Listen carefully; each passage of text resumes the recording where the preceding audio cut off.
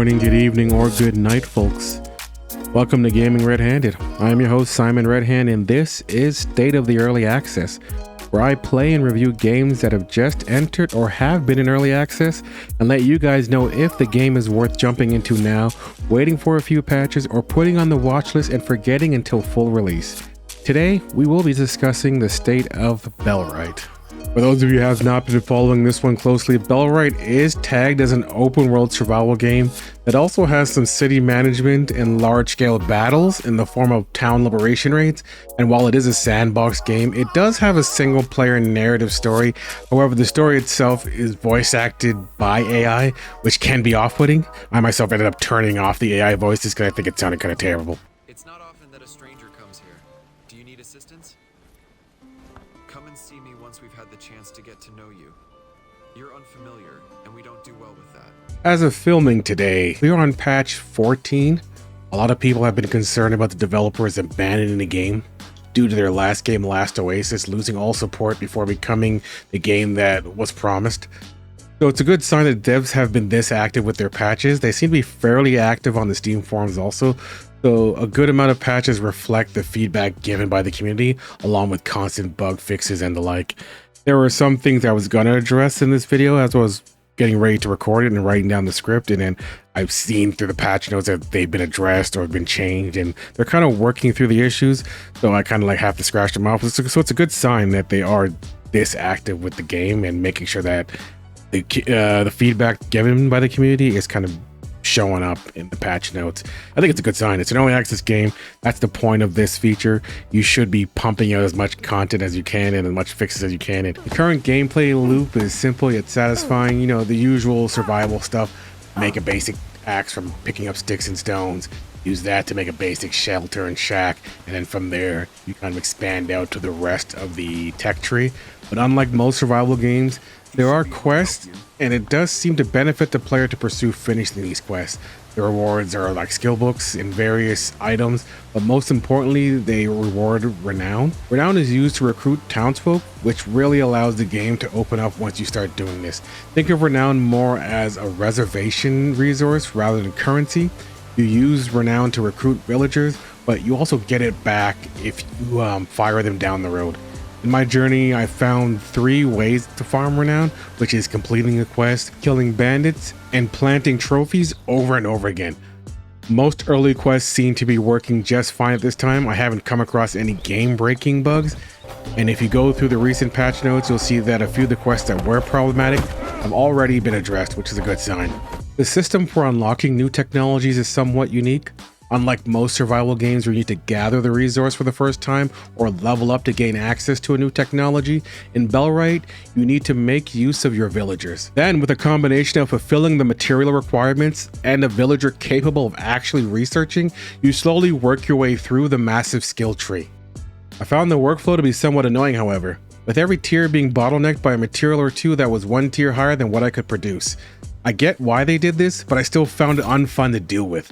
If it was just hard to make the component, but became easier as higher level workbenches changed the recipe as you unlock them, that's one thing. But here, you flat out cannot access the recipe required.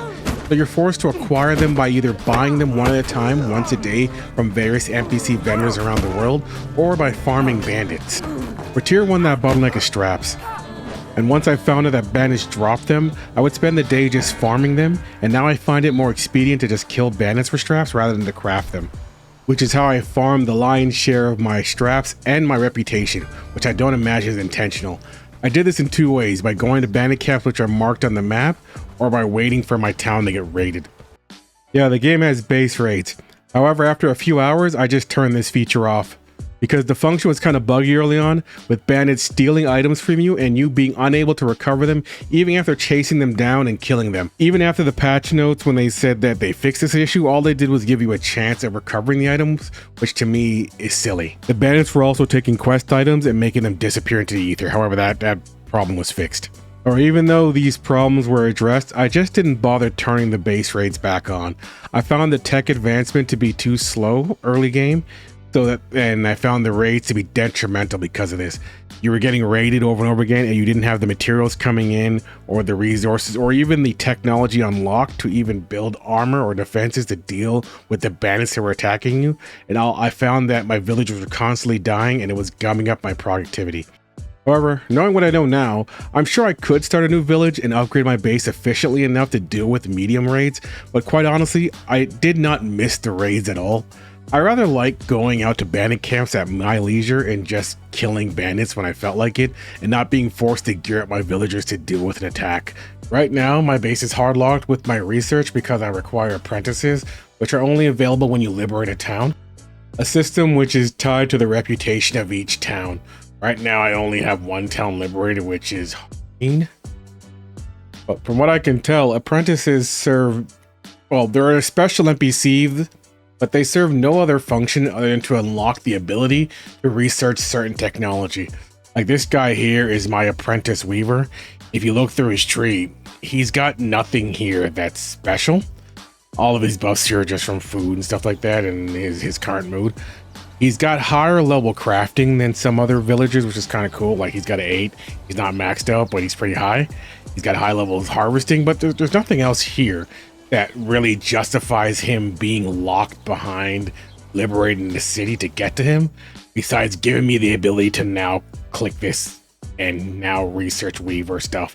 However, I still can't make this because it requires rawhide, which requires me to get an apprentice laborer. So that requires me to liberate an entirely different village just to get the ability to get the drying rack so I can actually make the items that I need the weaver for. The whole system is convoluted and I don't like it at all. Liberating a town is not a small feat and will be quite the significant bottleneck to progress. I personally dislike this system, so much so that it turns me off playing the game long term. I'm okay with grinding an NPC up from nothing and then upgrading them into apprentice of a certain trade or specialty, which I honestly thought was going to be the way the game worked. I thought the apprentices in town would kind of be like a shortcut to having to grind them out the hard way. But it's not, and I'm definitely not a fan of needing to liberate specific towns for specific specialty NPCs. Because you don't just liberate the town, you now need to babysit them as they constantly get raided by bandits and tax collectors alike. Like, take a look here. This red circle that's on my screen at all times, you look at my mini map at the bottom right there, is a bandit collecting party. And it's basically telling me that I need to go walk over to Hardeen and deal with these guys because they're going to go over here and take money from the town again. This town is now my responsibility. I don't want to babysit this town. I don't want to spend my time building up this town because I'm still building on my base. I don't want to run over here every time I see this red blob of enemies walking over and kill these guys. This to me is very obnoxious. I don't like this system, and you can't turn it off. This is not a part of the raids. This is a different system tied to this brigand hostility at the top of the screen here. And once you liberate towns, they constantly send guys from the brigand base down here up to the towns, and they constantly want tax money from them. And I'm going to assume as I liberate more towns, it's going to constantly send raiding parties to different towns, and I'm going to be constantly tasked with chasing these guys down and killing them. Like right now, I'm not going to stop this. I don't care if they go to that town, but it's not a system I like dealing with. Not only that, I see no way of making use of this system without a third-party guide to find out where every NPC specialty is located. This one here that I have pulled up is found on the Steam section under the guide section, and as you can see, someone's already gone to the trouble of breaking down these classes by city and where they're located. And I think, well, I'm willing to bet that come launch, someone's going to make a video guide telling you which city to liberate and in which order, and a total amount of renown you're going to require to get all the NPCs and the most efficient path of doing this, because it's static, which I'm actually surprised about. I'd rather it be more organic. I think the NPCs should be randomly generated in every town with their skills and traits perhaps changing every week because there's a day, night, and weekly cycle. I also think that there should be some skill books that allow you to upgrade your town folks into apprentices or experts, because I've seen some experts wandering around. Nothing has asked for them yet, but I'm pretty sure they matter also. And so skill books that will allow you to change NPCs into apprentices or experts in certain trades. and I like the idea of building a town and kind of like getting kind of some attachment to your NPCs and your villagers, and expelling villagers to make room for apprentices and an expert seems really strange because you're building this community up and then you're just kicking them out and then adding in better. It's a weird system. You're not really fostering the community like the game is trying to kind of build you into doing. You're just ruthlessly recruiting what's best for you at all times. The priority system is also rather confusing. I'm hoping for some adjustments there. If you check the Reddit and the forums, the initial confusion a lot of folks had was how it worked with 1 to 9 being the priorities here. I think people thought that 9 would be the best priority, but it's actually reversed where 1 is the highest priority, which I guess the brightness kind of would tell you that. And then with 9 being the lowest, and then finally ultimately with 0 being completely off, right? So it would turn off the NPC doing anything with that priority. Hopefully they plan on doing a more in-depth guide to how priorities work, but by in-depth I mean any guide whatsoever, because right now the game does not explain this system at all. And it's very confusing. I had a lot of trouble figuring it out, a lot of trial and error, and I'm still not 100% on how it works officially. I think I have it down some, but when you first start playing and you start hiring villagers and building buildings, you recognize that you need to manage the priorities on all of your villagers individually. You also need to manage the priorities on your buildings themselves. Then when you go to craft any item here and you got your villagers to work on it, you need to manage the priority of the crafts. And this also has a priority system based on, it's going to go top down from what they're going to craft first. So there's a very in-depth system here, and I think this list view does the actual complexity of the system of the service. I personally would like to assign workers to buildings permanently rather than have this current priority system of telling them what to do here. Like if you look here, this is smithing, this is crafting, smelting, wood cutting. Rather than this, I would like the ability to literally put an NPC in a building and say, this is your job. You are a construction worker. You also will handle chopping wood. You'll also handle processing the wood, etc., etc. Rather than have this priority system of them kind of figuring out themselves. They recently in the patches, they went through and added in a tool slot now, so the NPCs will stop putting tools away.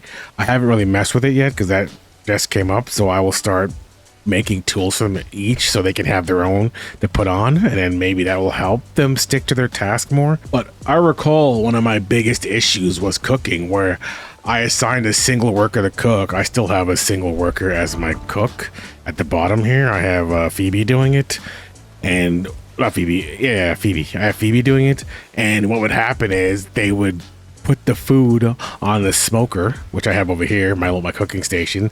They would put the food on the smoker, or they would put it on the campfire, and they would just let it burn.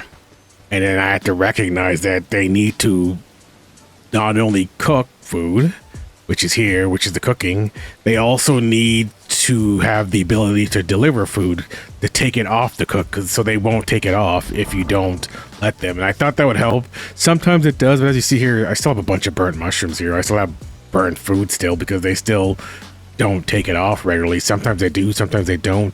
I don't know what gets them to focus on it. I've been trying different things, but I can't stop my camp from wasting my food.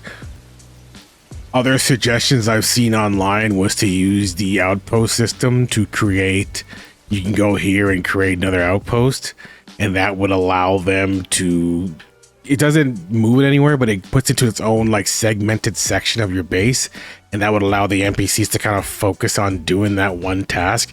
And it's super complicated to do, and I didn't find that it helped with the situation I was having. They were still not taking the food out the way I wanted them to.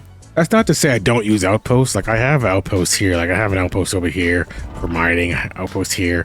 I have an outpost down here for a mining camp over here, and so it does work. I just, for some reason with cooking, I cannot stop them from putting food on the grill and then leaving it to burn. I think the added tool slots given to the NPCs is a step in the right direction, but I also believe that showing the dependencies of each trade, maybe if you hovered over the crafting station itself, would be very beneficial. I would like to know, like, what do I need this NPC to do in order to efficiently run this station?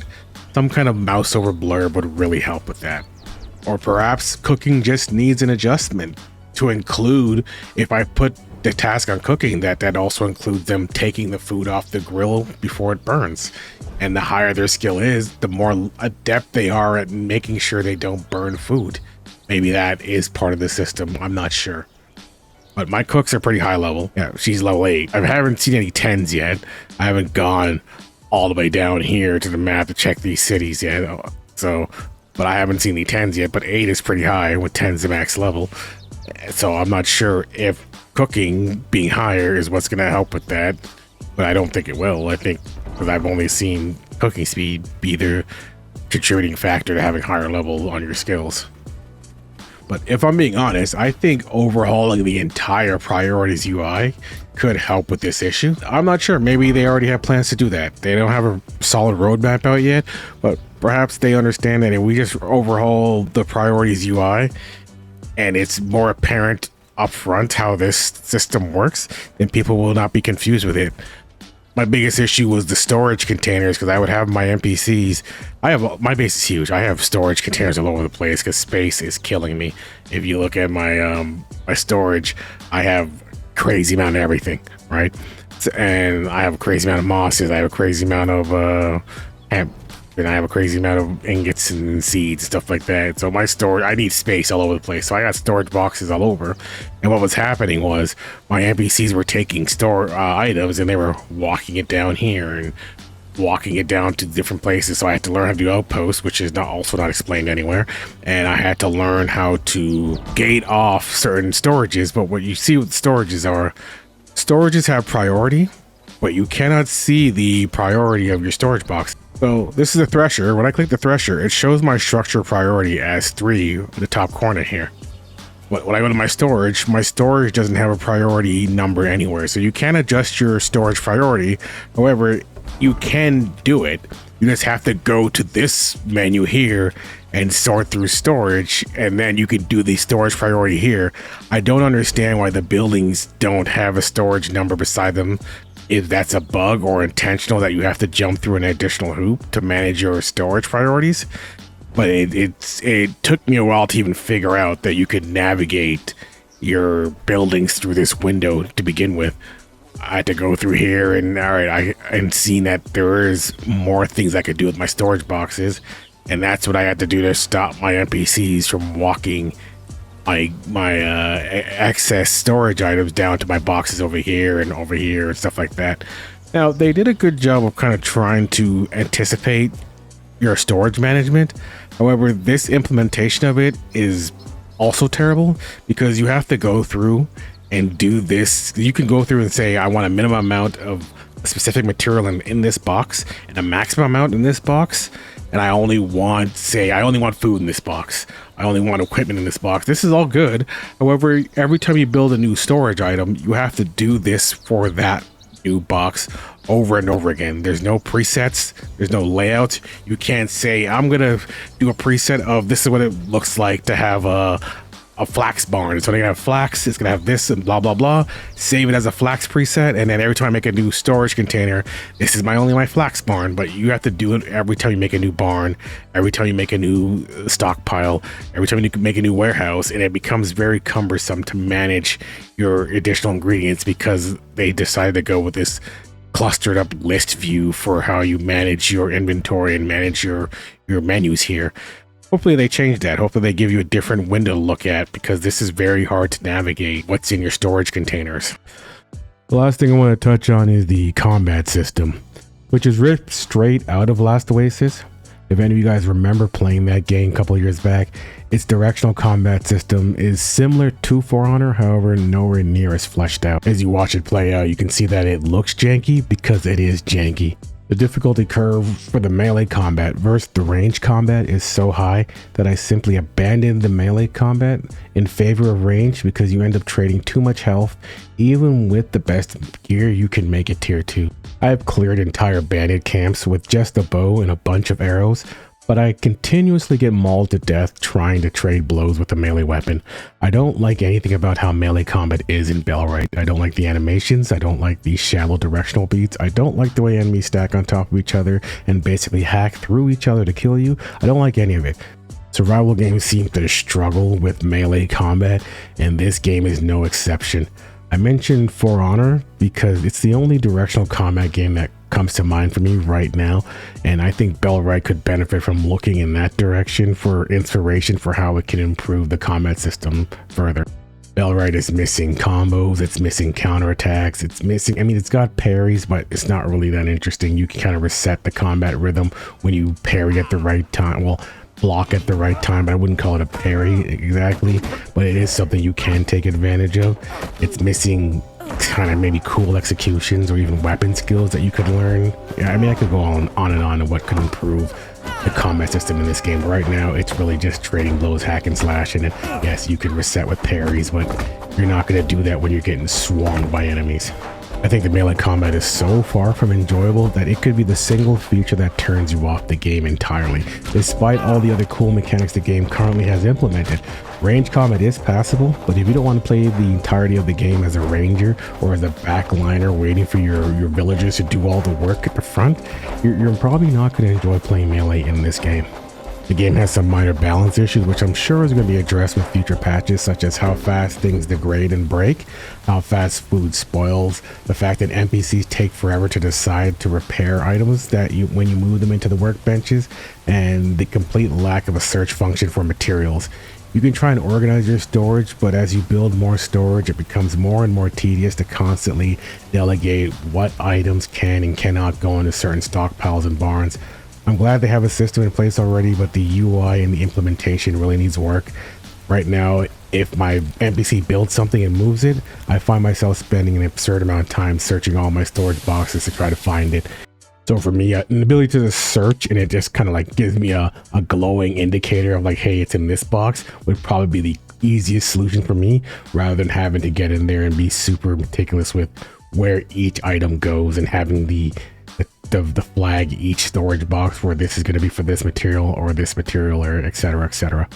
I hope going forward they consider allowing bandits to drop their weapons and armor and stuff like that, even if it's just for early game gearing of my villagers and they can't be repaired or the like, just because I just find it weird that you're killing humanoids and they're using normal tools that you're using, but you just can't pick them up off the ground after you defeat them. I think that would be a cool way of allowing you to kind of gear your early villagers up, but who knows, maybe that just be balance breaking. Because this is an early access review, my scoring will be a bit different. There will be two determinations. First, is the game worth the value currently, despite being in early access, or should those interested wait for a patch, or further still, wait for the launch to see what the state of the game is at that time? And second, whether or not I will be playing it at launch. Bellwright, 4 weeks into early access, is it worth the price of about 38 Canadian, which is about $30 USD? I think it is. I have just over 200 hours on the game myself because I really enjoyed figuring out the town management systems. I really enjoyed building my settlement up and recruiting my villagers and farming the bandits in order to get the renown to do that. However, my playtime has greatly diminished when I felt myself forced into the liberation aspects of the game due to requiring apprentices to progress further. I didn't really go into what was involved with town liberation, but how I liberated my first town was sort of unorthodox, with me solo kiting the entire village until I killed all the bandits. Then I built the watchtower after that. But there's a total war aspect of building an army and going to war to liberate them that some folks might really enjoy more than I do. Now, for the second question of will I play it at launch?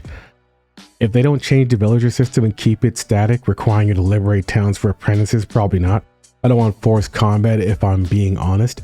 I would love to be able to create a functioning town without dealing with the army and raids, which at this time you can't. While you can disable raids, you must deal with bandits and you must liberate towns, and I don't want to engage in that loop long term. But that could also be something I'm feeling because I want to play a melee character, and melee in its current state is just so bad that I don't want to be forced into playing range just to be able to do raids correctly. Thank you guys for dropping by. I'm new to the content creation space, and as I continue to produce, I will improve. Like the video if you like it, leave a comment down below and tell me if you'll be picking up Bellwright. And if you have games in early access that you've been on the fence about and you want me to tell you what state it's in, leave a comment down below. Don't forget to subscribe. Have yourselves a good morning, and if this is the only video you watch of mine today, a good afternoon or good night.